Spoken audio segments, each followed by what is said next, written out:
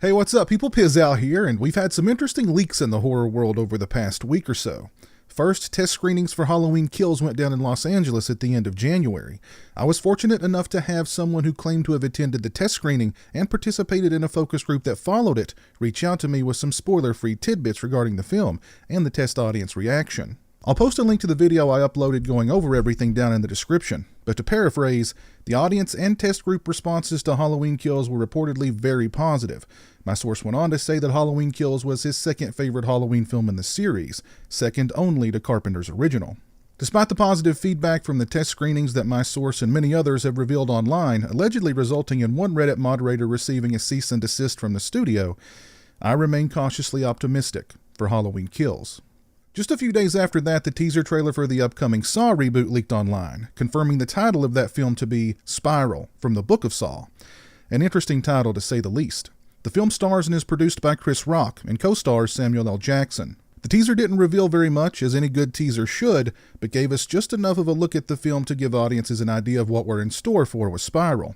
Now, admittedly, I'm not the biggest Saw fan, but the teaser did inspire some interest on my part, simply because it didn't look or feel like any of the Saw sequels. Spiral actually looks far more like a crime thriller detective story than straight-up torture porn.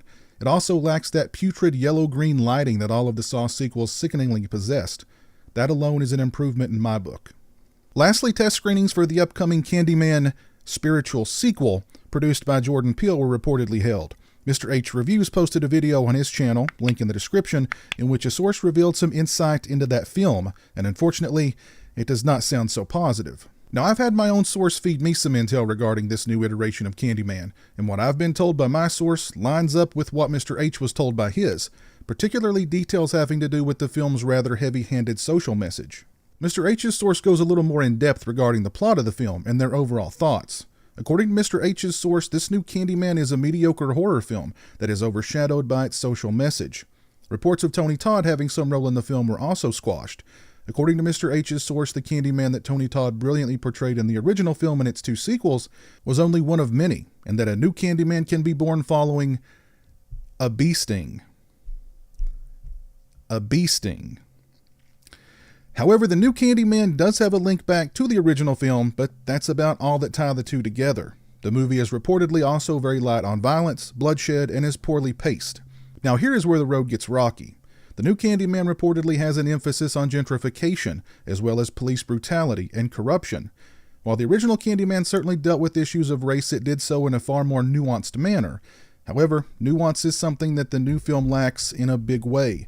Reactions from the test audience for Candyman was reportedly not positive, so certain elements in the film may be changed through additional editing or reshoots, but the overall plot sounds weak, and the lack of reverence paid toward the original film will certainly not endear it to most horror fans.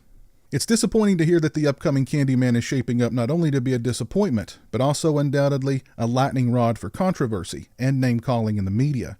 However, the positivity from test audiences regarding Halloween Kills and the teaser for Spiral from the Book of Saw has instilled some hope for 2020 being a good year for horror. Let me know your thoughts on Halloween Kills, Spiral from the Book of Saw, and the upcoming Candyman down in the comments section below.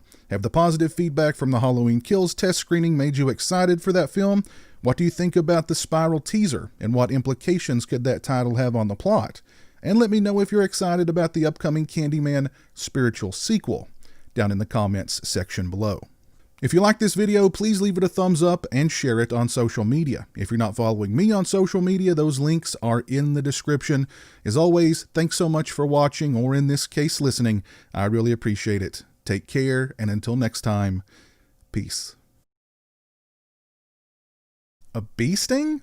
Join the $1 a Month Club and help support my channel on Patreon. Thank you to my current patrons, Kevin Smythe, B-Movie Mike, Robbie Sobel, Turi Delamore, Stephen Flanagan, Lori Holt, Craig Farrand, Farron Sutton, Jeremiah Lambert, Grindhouse Grotto, Derek Jana, Demon Waffles, Simon Clark, Stone Gassman, Zachary Barton, Lauren Dixon, James Welch, Eli Geisler, Jeff Overing, Pete Toll, Kyle McGuire, Jay the Stingray, Andrew McDonald, Dave Barnes, Jonathan Lundy, Chris Gonzalez, The R-Rated Show, Fear Fuel, Jason Breitenbach, Brandon Bisdick, Steak Nick Sauce, Mark Striano, Jeff Gardner, The Obsoletionist, Chris Earls, Kevin Fitzpatrick, Randall Beatty, Joseph Hinkle, Hey Isn't That Devon Graham, Christian Hannah Horror, HorrorBreakdown.com, Jeanette Spivak, Orc145626, W.E. Bora, Jeffrey Hill, Dave Vanderhoff, Nene and Jesse, Captain Halloween, Brad Frazier, and Mark Lopez.